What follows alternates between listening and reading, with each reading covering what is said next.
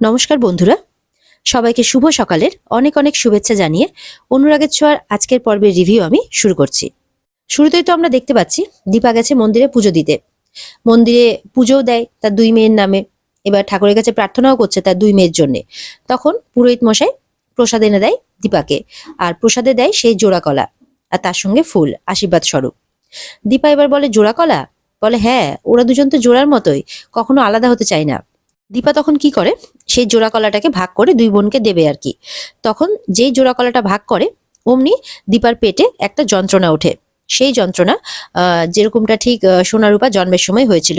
দীপা তো সহ্য করতে পারছে না এমন যন্ত্রণা, মনে মনে ভাবছে কি ব্যাপার, যখন জয়ীকে প্রসাদ দিতে গেলাম তখন আমার পেটে এরকমই যন্ত্রণা কেন হচ্ছে, যেরকমটা ঠিক সোনারূপার জন্মের সময় হয়েছিল। কেন মনে হচ্ছে এই জয়ীর ক্ষেত্রে এরকমটা কেন মনে হচ্ছে আমার, কেন শুধু এটা মনে হচ্ছে যে এই আমার রূপা, এরকমটা মনে মনে ভাবছে। আর ওদিকে সাক্ষ্যদীপের মা কিন্তু বলছে, তোমার কি শরীর খারাপ করছে, তুমি ঠিক আছো, এরকমটা জিজ্ঞাসা করছে। আর দীপা মনে মনে শুধুমাত্র একই কথা ভেবে যাচ্ছে। এদিকে দীপা মনে মনে এমনটা ভাবতে ভাবতে হঠাৎ করে একটা গলার আওয়াজ ভেসে আসে যে দুজনের নামেই পুজো হবে ঠাকুরমশাই, সোনা সেনগুপ্ত, রূপা সেনগুপ্ত। গলার আওয়াজটা শুনে তো সবাই সেই মানুষটার দিকে তাকায়। তখন দীপা দেখে সে আর কেউ নয়, সে হচ্ছে তরিদ্দা। তরিদ্দাকে এতদিন পর দেখে তো দীপা অবাক হয়ে যায়। ওদিকে অলিও দেখে, রূপা তো শুধু গলার আওয়াজটাই শুনতে পায়। দীপা তো দৌড়ে যায় তরিদ্দার কাছে, যে দাদা তুমি এখানে? বলে হ্যাঁ, ভাগ্যের কি খেলা দেখো, ঠিক কোনো না কোনো ভাবে তোমার সাথে আমার দেখা করিয়েই দেয়। রূপাও তো গলা শুনে খুব খুশি হয়ে গেছে তরিদ্দার, কারণ মামুর সাথে এতদিন পর দেখা হয়েছে বলে কথা। এরপরে তো সোনা রূপা বলে তাদের কাছে যায়, তরিত মামু বলে কথা। তো যখনই রূপার কাছে যায়, রূপা তো খুব খুশি হয়ে যায়, মামু বলে ডেকে ওঠে। কারণ তরিত মামু বলছে সেই ছোটবেলার কাকতারুয়া। তখন রূপা খুব খুশি হয়ে মামু বলে ডেকে ওঠে। দীপা তো অবাক হয়ে যায়, সাক্ষ্যদীপের মাও অবাক হয়ে যায়। দীপা বলে, কি বললি তুই? বলে না, আসলে তুমি দাদা ডাকলে তো তাই আর কি। তখন অলি বলে, ও রূপা নয়, ও জয়ী, আর আমি সোনা নই, আমি অলি। তখন তরিত মামু বলছে আর কি, তরিতদা বলছে যে ও আচ্ছা আচ্ছা, নাম বদলের খেলা চলছে, বলে হাসতে থাকে। কিছুক্ষণ বাদে সেখানে চারু আসে, অলিকে বলে, অলি পুজো তো হয়ে গেছে, চলো এবার বাড়ি চলো। তরিতদা বলছে, কি ব্যাপার, হইসি আর আমার ভাগ্নিদের নিতে এসছে মানে, বুঝতে পারছি না। তখন এখানে মানে দীপা বলে আর কি, দাদা তোমার সাথে আমার অনেক কথা আছে, তুমি একটু ওদিকে চলো। তরিতদা তখন দীপার সাথে যায়। আর এদিকে অলির কাছে চারু আসে, আর জয়ীকে ডাকে সাক্ষ্যদীপের মা, যে আমার কাছে এসো।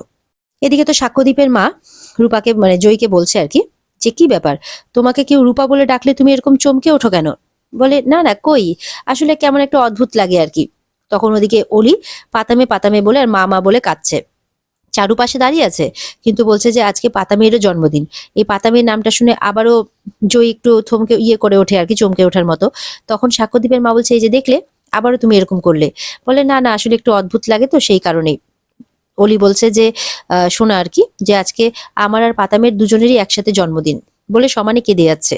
আর এদিকে দীপা তার তরিদ্দাকে সমস্ত ঘটনাটাই জানায়, যে রূপা তাদের কাছ থেকে হারিয়ে গেছে।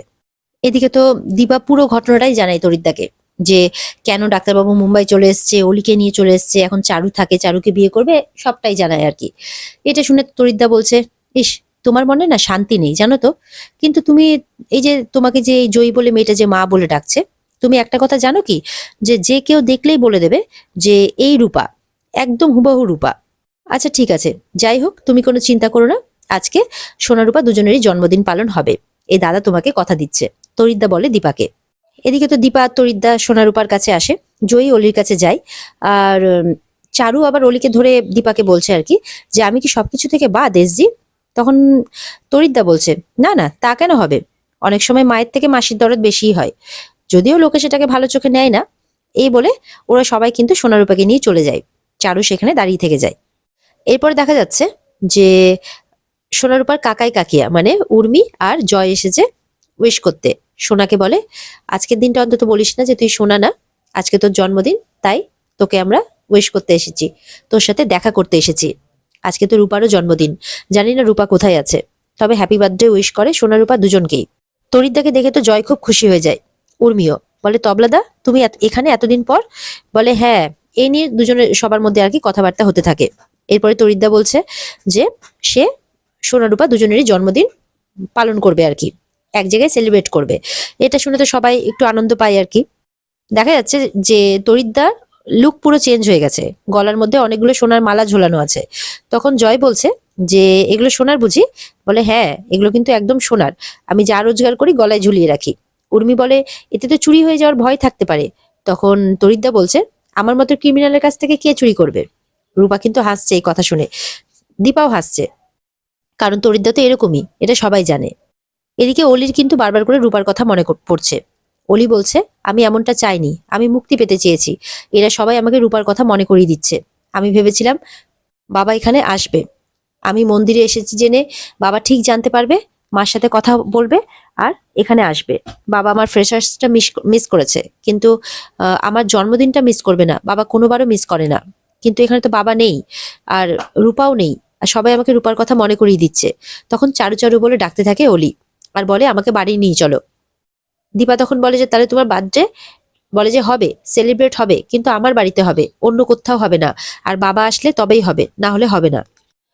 এদিকে অলিকে নিয়ে চলে যায় চারু। চারু মনে মনে বলছে এসএস তুমি কোথায়, তুমি তাড়াতাড়ি এসো। তারপর দুজনে চলে যায়। এদিকে দীপা বলছে আজকে মেয়ের জন্মদিনে ডাক্তারবাবু ঠিক আসবে, আমার পুরো বিশ্বাস আছে, কিন্তু আমারও তো ইচ্ছে করে যে মেয়ের সাথে জন্মদিন পালন করতে, মানে কাটাতে এই দিনটা একসাথে। তরিদ্দা বলে ওরা কি করছে দেখে আমার লাভ নেই, আমরা জন্মদিন যেরকম সেলিব্রেট করব বলেছি আমরা সেরকমটাই করব, সেই জন্য আনন্দ হবে। এই বলে কিভাবে কি প্রিপারেশন নেবে সেটা আলোচনা করতে থাকে সবাই মিলে। তরিদ্দা এমনও বলে দেয় যে ওই ভদ্রমহিলাকে জানিয়ে দিও যে সোনারূপা দুজনেরই জন্মদিন হবে, কিন্তু এখানে হবে, আর সবটাই অ্যারেঞ্জ করবে তার মামু আর মা। এটা শুনে দীপা খুশি হয়ে যায়। সাক্ষ্যদীপের মা জয়ীকে ডাকে যে তুমি একটু এসো তো আমার সাথে, তোমার সাথে আমার কথা আছে। জয়ী যায়। দীপা লক্ষ্য করে ব্যাপারটা যে জয়ীর আবার কি হলো। সাক্ষ্যদীপের মা বলছে আচ্ছা, যেদিন তোমাকে আমরা খুঁজে পেয়েছিলাম সেই দিনটাকেই তোমার জন্মদিন হিসেবে পালন করি। আর আজকে অ্যাকচুয়ালি কিছুক্ষণ আগে দীপা ওকে জিজ্ঞাসা করেছিল যে রূপার জন্ম নেই, জয়ী জন্মদিন কবে। জয়ী একটা মিথ্যে ডেট বলেছিল 9th মে। তো সেই জন্যই সাক্ষ্যদীপের মায়ের মনে প্রশ্ন আরো জাগে। বলে যে তুমি যে আজকে ডেটটা বললে 9th মে, তুমি আমাকে সত্যি করে বলো তো তোমার আসল জন্মদিনের ডেটটা কবে? এদিকে তো সাক্ষ্যদীপের মার মুখে এরকম কথা শোনাতে আর কি, মানে জন্মদিন জিজ্ঞাসা করাতে জয়ীর সেই ছোটবেলার কথা মনে পড়ে যায়। আর তখন রূপা কিন্তু কাঁদতে থাকে সমানে। তখন সাক্ষ্যদীপের মা অবাক হয় যে কি হলো হঠাৎ করে তোমার, তুমি কাঁদছো কেন? ওদিকে দীপা বলে যে কি হয়েছে, কাঁদছে কেন? সাক্ষ্যদীপের মা বলে দেখো না, আমি তো কিছুতেই বুঝতে পারছি না যে কেন কাঁদছে।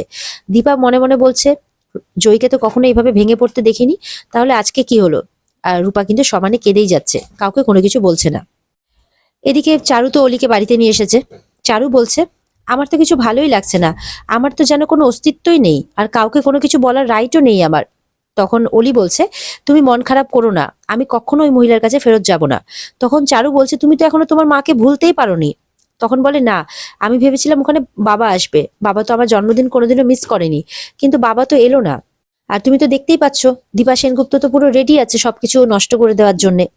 এই সমস্ত কথাবার্তা বলতে বলতে দেখা যায় কলিং বেল বাজছে, কেউ একজন এসেছে। অলি যাচ্ছে খোলার জন্যে। দেখা যাচ্ছে দরজায় ডেলিভারি বয় এসছে। অলি দুটো আংটি অর্ডার করেছিল তার বাবা মানে সূর্যের জন্য, চারুর জন্যে। সে ভেবেছিল জন্মদিনের দিনই তাদের এঙ্গেজমেন্টটা করাবে আর কি। চারু বলে কি ব্যাপার, কে এসেছে? তখন অলি এসে সবটা বলে চারুকে। চারু বলে কিন্তু, বলে কোনো কিন্তু না, আজকের দিনে তোমাদের এঙ্গেজমেন্ট হবেই, আমি জানি যে বাবা আসবেই, বাবা কোনোদিনও জন্মদিন মিস করেনি আমার। আর মনে মনে বলতে থাকে যদি বাবা আজকের দিনটা মিস করেছে, আমার জন্মদিনে না এসেছে, তাহলে বাবা আর মা দুজনের কপালে অশেষ দুঃখ আছে, এমনটাই ভাবতে থাকে অলি। এদিকে তো জয়ীর বাড়িতে সেই বার্থডে সেলিব্রেশনের তোড়জোড় চলছে, সমস্ত গিফট প্যাক করা হচ্ছে, আরো ঘর বাড়ি সাজানো হচ্ছে, যেখানে তরিদ্দা, জয়, উর্মি সবাই মিলে করছে। দীপা শুধু চিন্তা করছে যাতে আজকের দিনটা ভালো ভালোই কেটে যায়। তরিদ্দা বলছে কিচ্ছু হবে না, সবকিছু ভালোই হবে। এদিকে জয়ীর ফোনে ফোন আসে মিশকার। মিশকা ফোন করে তাকে বার্থডে উইশ করে যে তোমাকে তো কেউ করবে না বার্থডে উইশ, তাই আমিই করছি। ঠিক সেই সময় তরিদ্দার গলা শুনতে পায় মিশকা। গলা শুনতে পেয়ে তো ভয় পেয়ে যায়, মনে মনে ভাবে তাহলে কি আমি যেটা ভাবছি সেটাই ঠিক। আর মনে হচ্ছে ঠিক টাইমেই ফোনটাও করলাম, আজকে তো বার্থডে সেলিব্রেশন হচ্ছে, তাহলে সেটাকে আরো আকর্ষণীয় করে তুলবে মিশকা। দিয়ে ফোনটা কেটে দেয়। জয়ী কোনো কিছু বুঝতে পারে না যে মিশকা ফোনটা করলোই বা কেন। এদিকে মিশকা শ্রেয়ানকে ফোন করছে দীপার মতো গলার ভয়েস করে, যে বলছে আজকে অলির জন্মদিন, আমি তোমাকে ইনভাইট করছি, তুমি অবশ্যই আসবে। শ্রেয়ান বলছে যে আমি গেলে অলি আপসেট হয়ে যাবে না? বলে না না, কিচ্ছু হবে না, তোমাকে দেখে বরং খুশি হবে। তো দীপার গলা করে তো ফোনটা করে দেয় যাতে দীপাকে সবাই ভুল বোঝে, বিশেষ করে অলি।